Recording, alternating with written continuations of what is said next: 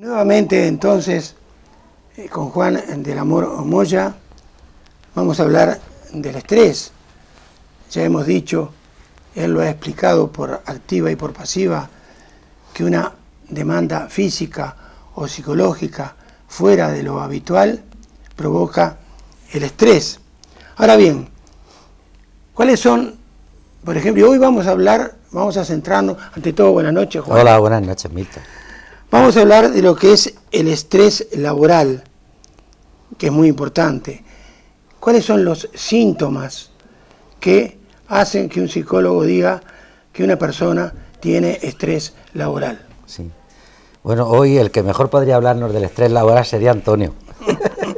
Antonio, que nos está grabando, sería el indicado para explicarnos qué síntomas se pueden percibir cuando uno tiene estrés laboral. Pero bueno, ya nos ha comentado Antonio que es un estrés circunstancial, ¿eh? Pero bueno, y además porque tiene mucho trabajo y acumulado. Pues si Antonio fuera más tranquilo y se tomara las cosas de otra manera, pues seguramente no tendría estrés. Pero bueno, tiene un poco de estrés que ha querido contagiárnoslo, pero a mí no me lo ha contagiado, a ti no lo sé. No. Bueno, pues lo cierto y verdad es que donde más se produce estrés es en el mundo laboral.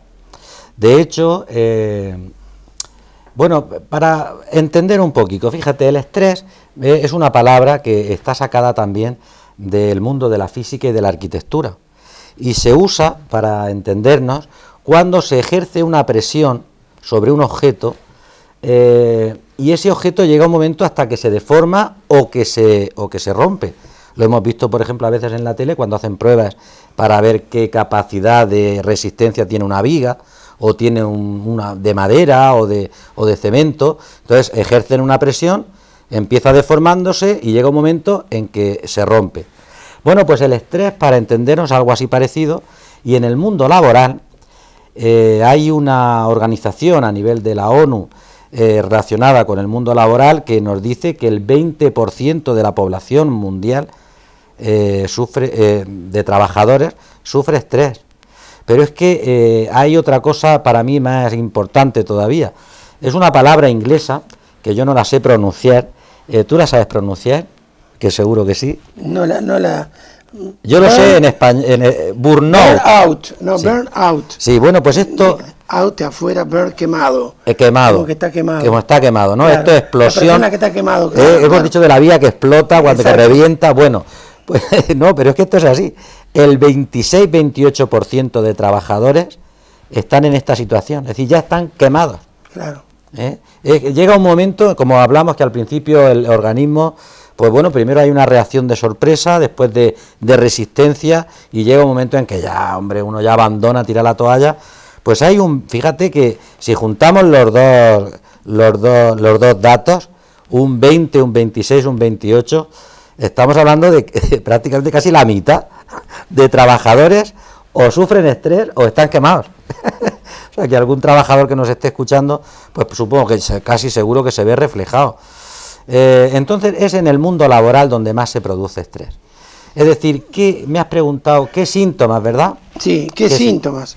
Tengo entendido cognitivo, fisiológico. Sí. Cuéntanos un poco. Bueno, pues por ejemplo, a nivel cognitivo, que ya no es por el psicólogo, sino el mismo trabajador que nos esté escuchando, o cualquier persona que esté metida en el mundo laboral, que no, cuando hablamos de trabajadores no solamente hablamos remunerado, también puede ser no remunerado. Es decir, cuando uno va al trabajo, imagínate que vamos al trabajo, y tú llevas ya unas ideas negativas, que a ver qué me va a pasar hoy, y ya veremos, y yo no me siento bien, y yo le empiezo a darle vueltas, y voy a responder, y se van a dar cuenta que yo no estoy muy bien preparado. Es decir, cuando empiezo a nivel cognitivo, es decir, de pensamiento, a darle vueltas, pero unos pensamientos negativos sobre lo que me voy a encontrar en esa jornada laboral. Si, por ejemplo, a nivel fisiológico, igual que a veces, no sé si te acuerdas que alguna vez hemos hablado de los críos que no quieren ir a la escuela, que les duele la barriga, bueno, pues pasa igual. Cuando hay personas que antes de ir al trabajo se levantan malos, que les duele la barriga, que tienen náuseas, que tienen angustia, que les duele la cabeza, que incluso luego a nivel conductual tienen tics nerviosos, Personas que te las encuentras andando sin rumbo en el trabajo y luego se dan cuenta que están ahí dando vueltas sin ningún sentido. Pues cuando se produce un cuadro parecido, la misma persona se tiene que dar cuenta que está sufriendo estrés en ese trabajo. ¿Por qué circunstancias? Pues eso es lo que podríamos averiguar, podríamos analizar, podríamos ver qué circunstancias son las que ocasionan ese tipo de malestar, ese tipo de estrés. Es decir, ese trabajo, por circunstancias que podemos hablar, está ejerciendo una presión sobre esa persona, sobre su organismo, sobre su psique, sobre su mundo emocional, sobre sus relaciones interpersonales, y esa presión le está produciendo pues ese malestar. Y esa serie de síntomas a nivel conductual, a nivel fisiológico y a nivel cognitivo de pensamiento, todos los síntomas negativos, pues le tienen que hacer pensar a esa persona que está sufriendo estrés, que debe de ponerse o en manos de un experto o tomarse la vida de otra manera. Pero por lo general, sí. Porque, no sé en España, pero en nuestros países, ir al psicólogo o cuando el médico de cabecera manda al psiquiatra, sí, la gente es muy reacia. Dice, pero yo no estoy loco, que voy a ir a ver un psicólogo, voy a ir a ver un psiquiatra. Sí, no, sí. yo no voy. Entonces, aquí, el paciente que siente esos malestares, ¿va él, por lo general, voluntariamente, o son los parientes quienes se acercan al profesional para que haga el tratamiento? Voluntariamente es muy difícil, porque primero uno le cuesta asumir que realmente necesita ayuda, le cuesta, bueno, somos los últimos en darnos cuenta, como se suele decir también en la vida, ¿no? El doliente es el último que se entera. En este campo concreto exactamente igual. Entonces esta persona está irascible y la paga con su mujer, la paga con sus hijos, la paga con sus amigos, y no se da cuenta, excepto los demás que están alrededor, que algo pasa, y cuando es cuestión de laboral, pues hay que mirarlo, mirarlo y ver si se puede solucionar. Hay cuestiones que son insolucionables.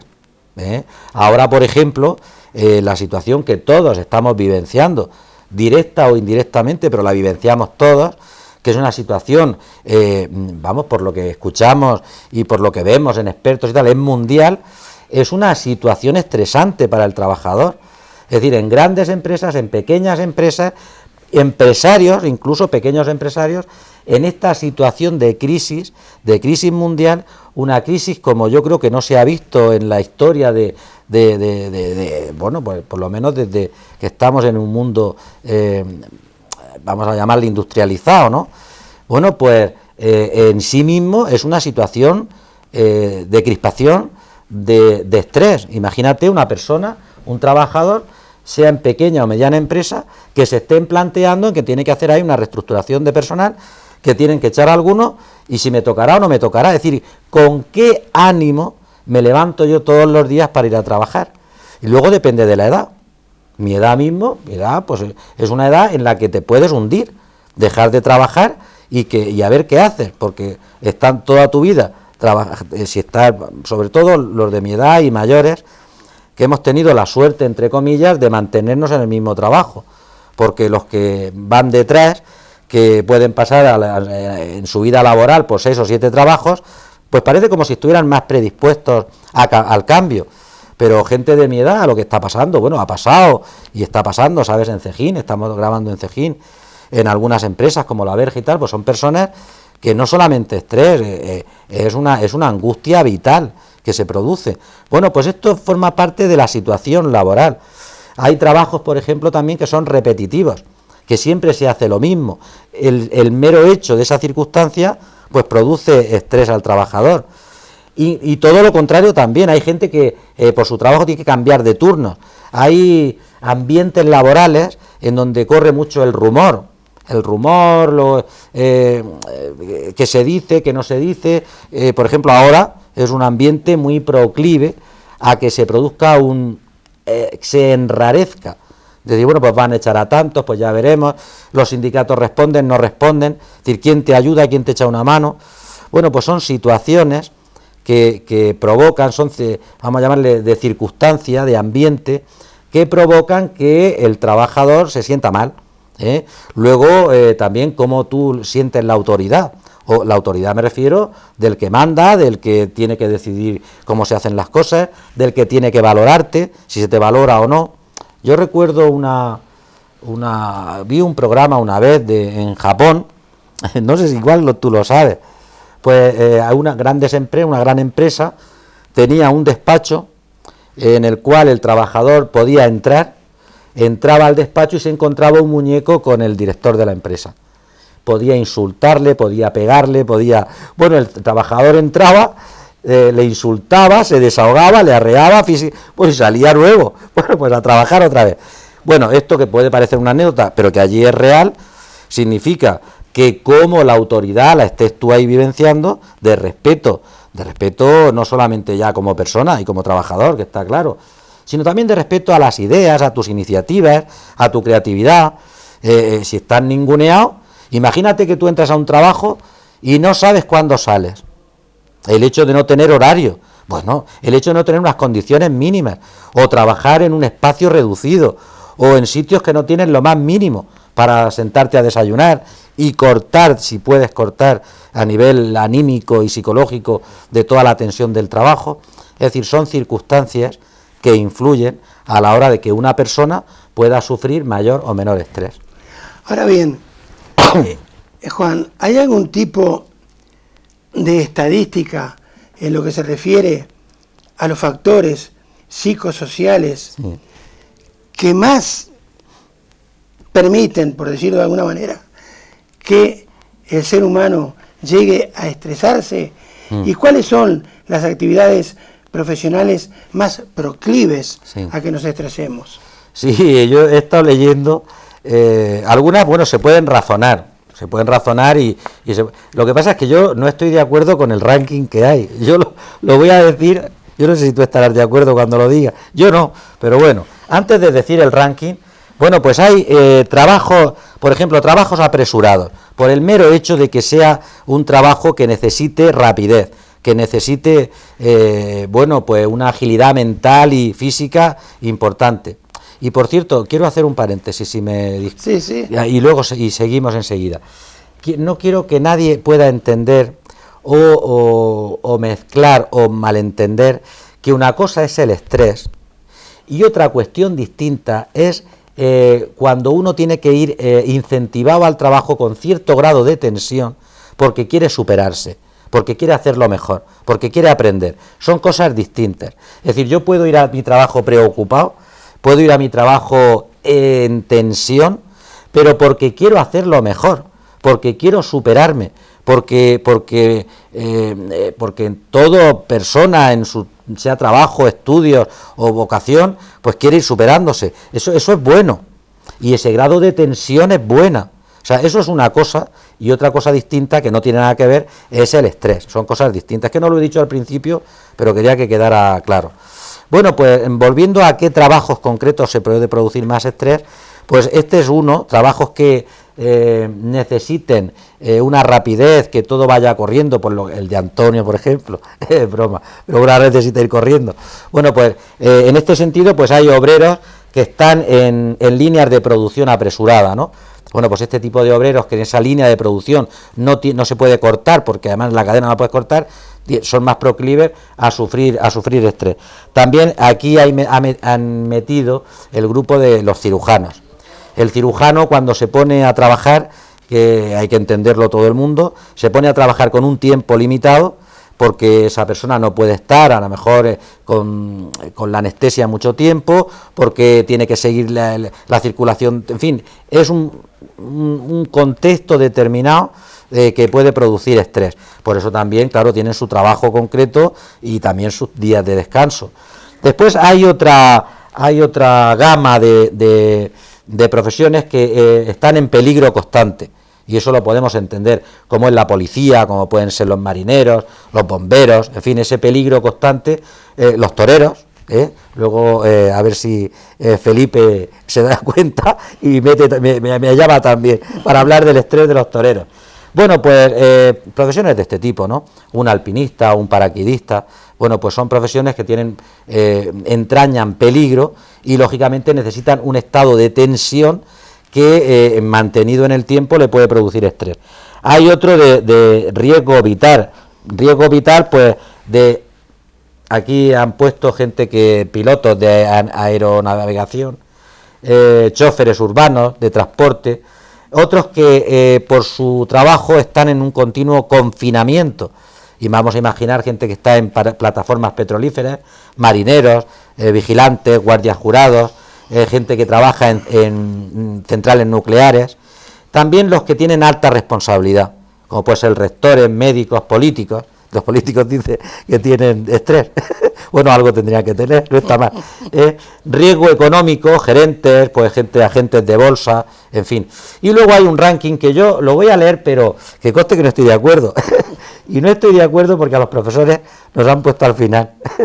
Y yo creo que esto, de verdad que no estoy de acuerdo, porque hace unos años abrieron en Francia una clínica para trabajar y ayudar a personas en estado depresivo, y era para profesores, y tengo que decirte que antes de que se abriera había cola, o sea, ya había cola para varios años para ingresar en esa clínica.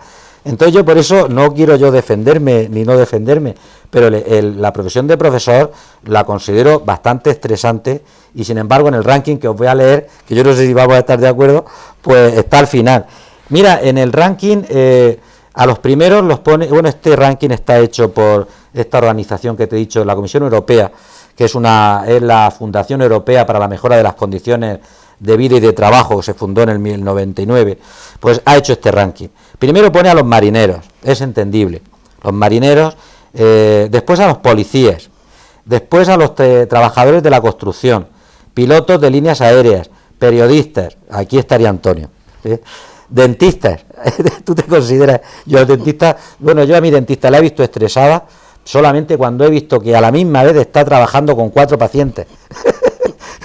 Pues no te estreses, contrata a otra, o ve de otra manera, o quiere ganar menos. Bueno, pero en fin, como no me oye la dentista, supongo que le dará igual. A los médicos, que es entendible, enfermeros, conductores de ambulancia, músicos, profesores y a los últimos, directores de personal. Yo de verdad estoy en desacuerdo que los profesores estemos al final. En todo caso, porque yo estoy convencido que es una profesión estresante, sobre todo porque, bueno, trabajas con personas, te interesas, te motivan, quieres realmente que se produzca el aprendizaje, esas personas cada vez vienen de una manera, es impredecible la clase que vas a dar por mucho que la planifiques. Y bueno, yo creo que es una situación más estresante de lo que puede parecer, y a eso únele la cuestión conductual y anímica y emocional que se puede producir en el desarrollo de una clase. Entonces yo sí que considero que esta profesión debería estar en el ranking más adelante y no tan al final. Juan, sí. Para terminar por hoy nos queda un minuto. Sí. ¿Algunas estrategias o consejos para afrontar o disminuir ese estrés? Bueno, pues esto, si es un minuto, es tela. Un minuto hoy, porque la semana que viene lo seguimos hablando. Sí, bueno, pues sí, claro, hay estrategias que las podemos hablar detenidamente, no solamente para el trabajador, sino, bueno, para cualquier persona, incluso los que no trabajan. Digo que no trabajan, estamos hablando ahora pues de un trabajo remunerado, que dependa de una empresa, pero bueno, también está el estudio, y también está, en fin, gente mayor que no trabaja, pero por otros tipos de motivos se puede tener estrés, ¿no? Estrategias hay de todo tipo, que las podemos ir hablando poco a poco. Al respecto, yo a veces he hablado es que ayer me llamaron la atención una amiga, igual me escucha, y la próxima vez como me llame la atención voy a decir hasta su nombre. Y digo por qué, porque normalmente yo suelo salir con un grupo de amigos a andar en verano, senderistas, se puede llamar así, y suelo prepararme antes, ¿verdad? Y como yo siempre hablo del deporte como un bien en sí mismo, para la persona, para sentirse bien, y a la misma vez como descarga de esa tensión, ¿verdad? Es decir, hablando ahora del estrés, el deporte, el ejercicio físico, cumple esos dos objetivos. Uno, descarga de la tensión negativa, a la misma vez me aísla mentalmente, contextualmente, del foco de tensión, y por otro lado, es otro beneficio, pues si uno hace deporte se siente bien consigo mismo, ¿verdad? Bueno, y claro, yo me gusta hablar del deporte, y yo, pues lo siento, tengo que decirlo, yo deportista no lo soy. Y claro, esta compañera anoche dice, oye, que tú hablas mucho de deporte, pero no haces. Digo, mira, digo, una cosa es lo que se dice, y que si está bien, y lo razonas, y pues se hace, ¿no? Y otra cosa es que yo sea capaz de ponerme a hacer un deporte para el que no estoy preparado. Otra cuestión distinta es que haga ejercicio físico. Bueno, pero hay quien se hace crítico, como por ejemplo el amigo Felipe de Paco, taurino, y yo nunca lo he visto con una muleta delante de un toro. Es decir, claro, eso hay que tenerlo claro. Y por otro lado le dije otro detalle, ya en la broma, en la broma. Hay que llevar también mucho cuidado con lo que a estas personas que dicen, bueno, es que sí, eso es verdad porque lo oí en la tele. Bueno, eso es tan cuestionable como el que dice, no, si es que yo lo he leído. Bueno, pues que todo lo que está escrito no es verdad, y todo lo que sale en la tele tampoco es verdad. Pero lo que hay que fijarse, que entiendo yo, es si lo que se dice se razona, si lo que se dice tiene un sentido, y si lo que se dice luego lo hago y me sirve. Lo que te dije el otro día, lo de la aromaterapia, es cierto, cierto para las personas que le van bien. Dije unas gotitas de lavanda que pones debajo de tu almohada en un trapito y tal. Si eso te sirve, pues es estupendo. Y si no te sirve, no estamos mintiendo, es que a ti no te sirve. Entonces, para terminar, y como me has dicho una pincelada, el ejercicio físico hay que revalorizarlo, y más en este tipo de personas o personas que tienen estrés. Repito, porque te aísla del foco de tensión, porque a la misma vez es una descarga de energía que se tiene en ese ejercicio físico, y por otro lado, pues el hecho de que tú hagas ejercicio físico y de forma constante y te sientas bien anímicamente, incluso te pueda servir para los que se preocupan por la figura y por la estética, pues entonces estás matando, hay varios pájaros de un tiro. Luego el ejercicio físico. Y la semana que viene, si quieres... Pero deberías haber terminado, haz lo que yo digo, pero no lo que yo hago. Bueno, que yo también hago ejercicio físico. Y a ustedes, sí, decirles una vez más, como siempre, que si este programa les agradó, dentro de 7 días y 7 noches nos volvemos a reencontrar aquí, en esta misma casa. Hasta entonces.